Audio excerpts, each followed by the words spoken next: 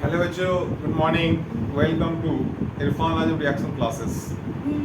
देखिए, आज से हम एक नया चीज़ हम लोग स्टार्ट करने जा रहे हैं। क्लास 12 का केमिस्ट्री और उसका चैप्टर 1 का नाम है सॉल्यूशन। और ये जो क्लास वो स्टार्ट हो रही है आज से, आपको समझिए कि एकदम बेसिक लेवल से मैं इसमें बताने जा रहा हूँ। यानी कि अगर आप केमिस्ट्री में अगर आप जीरो जानते हैं, यानी कि आपको कुछ भी नहीं आता है, सिर्फ आपको आना चाहिए प्लस माइनस मल्टीप्लिकेशन और डिवीजन, ये चार चीज़ आना चाहिए। और वो भी अगर नहीं आता है तो टाइम टू टाइम मैं उसको बताऊंगा। और उसके बाद जीरो लेवल से मैं आपको उठा के आईआईटी और नीट के लेवल तक का क्वेश्चन मैं बनवाऊंगा। कंडीशन ये है कि आपको रेगुलर क्लास करना है, यानी ये जो वीडियो जो मैं बना रहा हूँ उसको रेगुलरली आपको देखना है। आपको कहीं क्लास करने की ज़रूरत नहीं पड़ेगा। अगर इसको आप रेगुलर देखेंगे तो आपसे खुद जेई और नीट का क्वेश्चन बनना शुरू हो जाएगा। तो लेटेस्ट स्टार्ट आज का पहला चैप्टर, जिसका नाम है सॉल्यूशन। और ये क्लास 12 का पहला चैप्टर है। और सॉल्यूशन को समझने के लिए सबसे पहले हम लोग बेसिक बातें करेंगे, यानी मोलर मास किसको बोलते हैं, या फार्मूला वेट किसको बोलते हैं, या मॉलिक्यूलर वेट किसको बोलते हैं। ये बहुत ही आसान है बच्चों। तो सबसे बेसिक चीज जो इसमें पूछा जाता है वो है मोलर मास। मोलर मास, या इसी को हम लोग बोलते हैं मॉलिक्यूलर वेट, या फिर इसी को हम लोग फार्मूला वेट भी बोलते हैं। कोई भी तीनों का सेम मीनिंग है, मॉलिक्यूलर वेट, है ना। चलिए देखते हैं हम लोग कैसे निकालते हैं मोलर मास। ये केमिस्ट्री का बहुत ही बेसिक टर्म है, जो कि क्लास 9 में भी पढ़े होंगे, 10 में पढ़े होंगे, 11 में पढ़ेंगे और 12 में भी आपको इसको देखना है। तो मोलर मास निकालने के लिए सबसे पहले आपको सबका एटॉमिक मास नंबर आना चाहिए।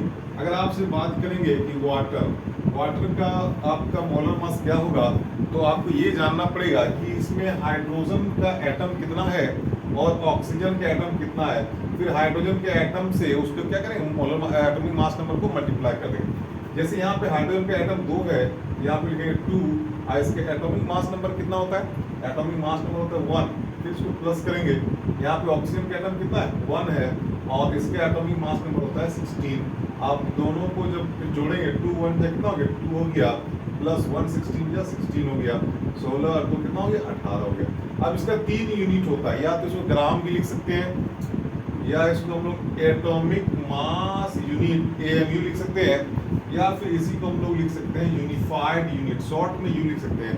तीनों ही लिखेंगे, तीनों ही आपका करेक्ट है, इसमें आपके कहीं पे कोई आपका गलत होने के चांसेस नहीं है। तो मोलर मास निकालने के लिए क्या आना चाहिए, आपके एटम का, यानी कि किसी भी एलिमेंट का एटॉमिक मास नंबर आना चाहिए। और नॉर्मली 1 से लेकर 20 तक आपको याद होना चाहिए, हाइड्रोजन टू कैल्शियम, जो कि बेसिक है, अब जो कि बार बार पूछा जाता है। दूसरा जैसे हम कहते हैं कि आपको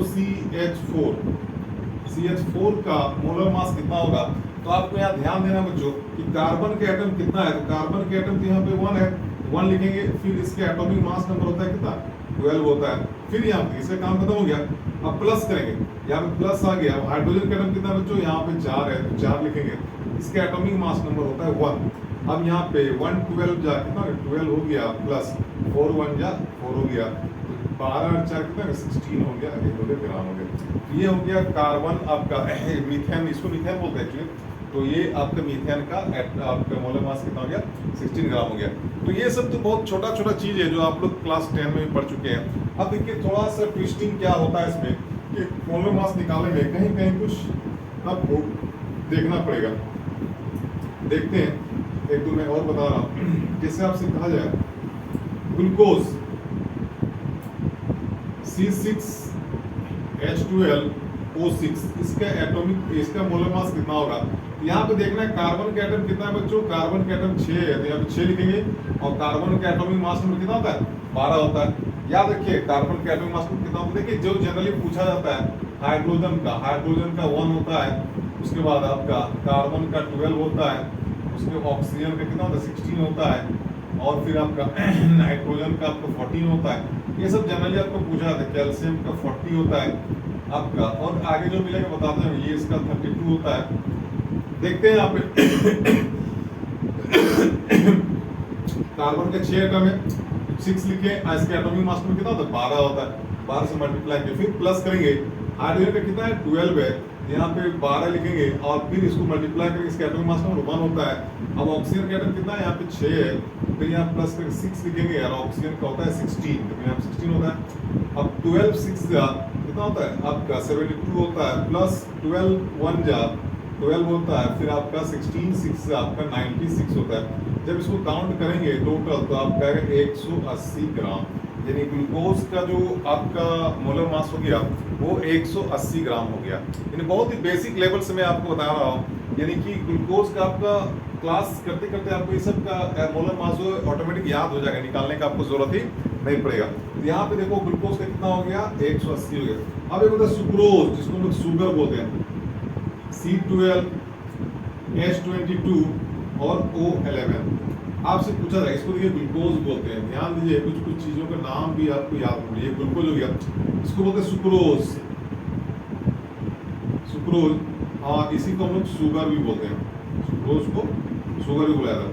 अब यहाँ पे कार्बन का एटम कितना बच्चों, कार्बन का एटम यहाँ पे कितना हो गया 12 हो गया। पहले लिखेंगे जितना एटम से पहले उसको लिखेंगे, तो कार्बन का एटम कितना हो गया 12 हो गया, तो 12 हो गया और इनटू, क्योंकि एक कार्बन का कितना होता है, एक कार्बन का एटॉमिक मास नंबर 12 होता है, फिर 12 लिखेंगे, फिर प्लस करेंगे। हाइड्रोजन का एटम कितना है 22, तो यहाँ 22 लिखेंगे और फिर इसको एटॉमिक मास नंबर कितना 1 होता है। ऑक्सीजन का एटम कितना है, प्लस करके ऑक्सीजन के यहाँ पे 11 है, इसको हम लोग इसका 16 होता है। अब 12 को 12 से मल्टीप्लाई करेंगे तो 144 आएगा, प्लस 22 को 1 से मल्टीप्लाई करेंगे तो 22 होगा, प्लस 11 को 16 से मल्टीप्लाई करेंगे तो 176 आएगा। जब टोटल जोड़ेंगे तो आपका 342 आएगा। तो 342 is the molar mass of sucrose, that is आपका शुगर। तो मोलर मास के बारे में आपको समझ में आ गया बच्चों। मोलर मास समझने के लिए आपको सबसे पहले एटॉमिक मास नंबर समझना होगा, और एटॉमिक मास नंबर कम से कम 1 से लेकर 20 तक आपको आना चाहिए। और 1 से लेकर 20 तक आपका नहीं है तो पेरियोडिक टेबल मिलता है, उसको आप लोग खरीद लेंगे और उसमें आपको बताया जाता है या उसमें लिखा रहता है। तो ये बहुत ही बेसिक टर्म हमने बताया जो आपका हर एग्जाम में आपको ये सहूलियत होगा, चाहे वो बोर्ड एग्जाम हो या फिर कंपटीशन एग्जाम। मैं देखिए एक्चुअली नीट लेवल ही पढ़ाता हूँ और जे लेवल का ही, लेकिन चूंकि बोर्ड में भी ये सब पूछा जाता है तो ये आपको बहुत ही आराम होगा उसमें। तो ये तो नॉर्मली हमने दे दिया कि नंबर ऑफ एटम्स को पहले लिखना है, फिर उसके एटॉमिक मास नंबर से मल्टीप्लाई करना है, फिर प्लस करना है, फिर नंबर ऑफ एटम्स लिखना है, फिर उसके एटॉमिक मास नंबर से मल्टीप्लाई करना है, फिर प्लस करना है, नंबर ऑफ एटम लिखना है, फिर उसके एटॉमिक मास नंबर से मल्टीप्लाई करना है, और फिर सबको मल्टीप्लाई करके जब ऐड करेंगे तो आपका आ जाएगा 180 ग्लूकोज का और सुक्रोज का आपका आएगा 342। अब देखिए थोड़ा सा क्वेश्चन में ट्विस्टिंग और अगर करते हैं तो क्या होता है देखते हैं। आसान है, देखिए मैं डेली छोटा छोटा वीडियो डालूंगा, इससे आपको बहुत बेनिफिट होगा जी। देखिए ये सब बेसिक चीज़ें बच्चों को नहीं आती है, बड़ा बड़ा जो है कोचिंग में एडमिशन कर लेता है, चाहे वो ऑनलाइन हो या फिर ऑफलाइन हो, तो बच्चे को बहुत प्रॉब्लम होती है। तो बेसिक पहले क्लियर होना बहुत ज़रूरी है। अगर आपसे दे दिया जाए CaOH का होल 2, इसका मोलर मास निकालना है, तो बहुत सारे बच्चों को समझ में नहीं आता है कि ब्रैकेट के अंदर जो एलिमेंट्स लिखा है उसका जो एटॉमिक मास नंबर किस तरह से मल्टीप्लाई करेंगे। तो कुछ नहीं करना है, यहाँ पे क्या करना है, सबसे पहले कैल्शियम तो बाहर में है, कैल्शियम का एटम 1 है, इसका एटॉमिक मास नंबर होता है 40 प्लस, देखो यहाँ लिख दिया 40 होता है। अब ये जो ऑक्सीजन है बच्चों, ऑक्सीजन देखो ये ब्रैकेट के अंदर है और ब्रैकेट के बाहर से 2 से मल्टीप्लाई, यानी कि ऑक्सीजन यहाँ पे कितना होगा 2 होगा, यहाँ पे लिखेंगे 2 और ऑक्सीजन के atomic mass number 16 plus.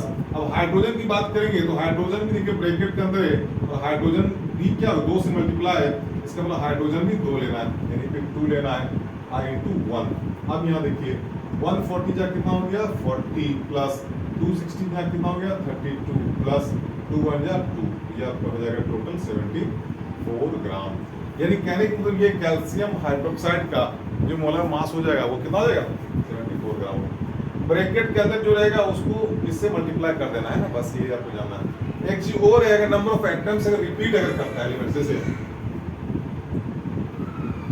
CH3COOH, अगर इसको अगर निकालना है तो बहुत सारे बच्चे क्या करते हैं, क्योंकि यहाँ पे भी कार्बन है यहाँ पे भी कार्बन है, तो 2 जगह जब कार्बन दिया हुआ है तो दोनों को अलग अलग लिखने का कोई मतलब नहीं, यानी कि दोनों को एक साथ काउंट कर सकते हैं। यहाँ पे एक कार्बन और यहाँ पे एक कार्बन, टोटल कार्बन कितना हो गया 2 हो गया, तो टोटल जब 2 हो गया तो यहाँ पे 2 लिखेंगे और इनटू कार्बन का कितना होगा 12 होता है, फिर प्लस करेंगे। हाइड्रोजन देखिए यहाँ पे कितना 3 है, यहाँ पे 1 है, 4 हो गया। तो जितना नंबर ऑफ एलिमेंट्स होगा उसको एक ही जगह पे काउंट कर लेना है। ऐसा नहीं कि एक बार 3 का निकालेंगे 3 बन जा और फिर इसके 1 बन जा करेंगे। आपको सबको काउंट कर लेना है, उसको एक साथ लिख देना है। यहाँ पे 3 और 1 कितना 4 हो गया, 4 हो गया। एटॉमिक मास नंबर 1 होता है हाइड्रोजन का प्लस।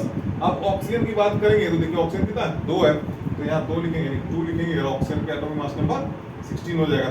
अब यहाँ देखिए 12 पूजा कितना होगा 24 प्लस 4 1 जा 4 प्लस 16 दिन कितना हो गया 32 हो गया। जब इसको काउंट करेंगे तो आपका आएगा 60 ग्राम या यू जो भी है। तो इस तरीके से मोलर मास हम लोग निकालेंगे। हर तरह का मोलर मास आप निकाल सकते हैं। अब इसमें एक और ट्विस्टिंग है जो कि लास्ट, जिसमें आपका वाटर मॉलिक्यूल्स को ऐड किया जाता है, यानी कि जैसे हाफ H2O, 5H2O, 10H2O। तो उसको हम लोग कैसे निकालते हैं, प्लास्टर ऑफ पेरिस में से जो फार्मूला होता है, या फिर आपका वाशिंग पाउडर वगैरह में जो फार्मूला होता है, देखते हैं उसको देख लेते। लास्ट जो मोलर मास का सबसे टिपिकल क्वेश्चन पूछा जा सकता है वो आपका उसमें वाटर को ऐड कर देगा, यानी बीच में। जैसे आपका सपोज अगर आपका दिया Na2CO3, इसका मोलर मास क्या होगा, ये तो नॉर्मली आप निकाल लेंगे जो अभी हम लोगों ने सीखा। क्या करना पड़ेगा बच्चों, यहाँ पे सोडियम, सोडियम यहाँ पे लिख लो, सोडियम का होता है 23 है ना, इसको भी याद कर लेना। तो सोडियम यहाँ पे कितना है, सोडियम का 2 एटम है, तो 2 into कितना करना है 23 प्लस कार्बन कितना 1 है, तो 1 into 12 प्लस ऑक्सीजन कितना 3 है, तो 3 into आपका 16। अब यहाँ 23 2 है, कितना हो गया 46 प्लस 1 12 या 12 प्लस 16 16 3 या 48। अब इसको काउंट करते हैं, 6 2 8 और 8 कितना हो गया 16, 4 1 5 1 6 और 4 10, यानी 106 ग्राम। ये तो नॉर्मली हो गया जो अभी तक हम लोगों ने देखा कि 106 कितना हो जाएगा इसका Na2CO3 का। लेकिन अगर इसमें अगर थोड़ा सा ट्विस्टिंग कर दिया जाए तो इसमें क्या कर सकता है, अब आपको लिख दिया जाए Na2CO3 और 10H2O, जो कि आपका फॉर्मूला होता है वाशिंग पाउडर का, है ना, वाशिंग पाउडर का। अब यहाँ पे मामला फंस गया 10H2O का। यहाँ तक तो हम लोगों ने निकाल लिया Na2CO3। Na2CO3 कितना होता है, Na2CO3 का अभी हमने निकाला 106 हो गया, बाकी आपका 10H2O। तो सिंपली हम लोग पहले यहाँ तक निकालेंगे, यहाँ तक आपको हो गया 106, फिर यहाँ पे प्लस करेंगे। अब यहाँ पे 10 दिया हुआ, 10 को क्या करेंगे, यहाँ पे 10 लिखेंगे और इंटू यहाँ पे करना। अब यहाँ प्लस नहीं करना, 10 इंटू, चूंकि वाटर का एक साथ लेना है। जब भी आपका क्वेश्चन में दिया रहेगा 10H2O, 5H2O, हाफ H2O, तो आप पहले नंबर को लिखेंगे, उसके बाद उसको मल्टीप्लाई कर देंगे वाटर के मोलर मास से।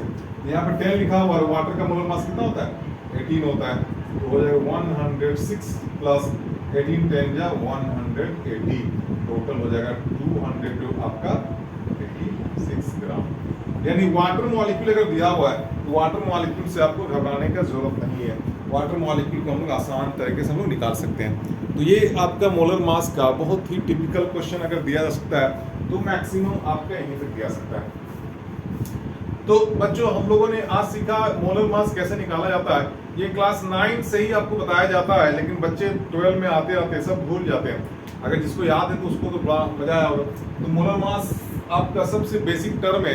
इसके बाद हम लोग पढ़ेंगे नंबर ऑफ मोल्स कैसे निकालते हैं किसी भी कंपाउंड में, और फिर हम लोग मोल्स जब सीख जाएंगे फिर हम लोग मोलैरिटी पे आएंगे, फिर मोलैरिटी पे, फिर मोल फ्रैक्शन पे, जो कि बहुत बेसिक है, जो 11 में भी हमने बताया था। और फाइनली हम लोग आ जाएंगे कॉलिगेटिव प्रॉपर्टी पे, जो कि हम लोग को पढ़ना है सॉल्यूशन चैप्टर पे कि कॉलिगेटिव प्रॉपर्टी कितना होता है। तो 4 होता है। तो आज मैं आप लोग का चूंकि स्टार्टिंग क्लास है इसलिए मैं बहुत ही ज़्यादा नहीं बताने जा रहा हूँ, लेकिन आप लोग बने रहिए क्लास में। अब आज से क्लास होगा वो रेगुलर होगा, और रेगुलर क्लास होगा इसका मतलब आपको एक स्टूडेंट, मतलब क्या उसको सीरियस स्टूडेंट की तरह आपको पढ़ना है। और आप वीडियो को अगर एज ए क्लास की तरह ट्रीट करेंगे तो आपको कहीं पे क्लास करने की जरूरत नहीं है, आप आराम से इसी में सीख जाएंगे सॉल्यूशन चैप्टर पर। तो आज के लिए इतना ही बच्चों, ओके बाय, थैंक यू।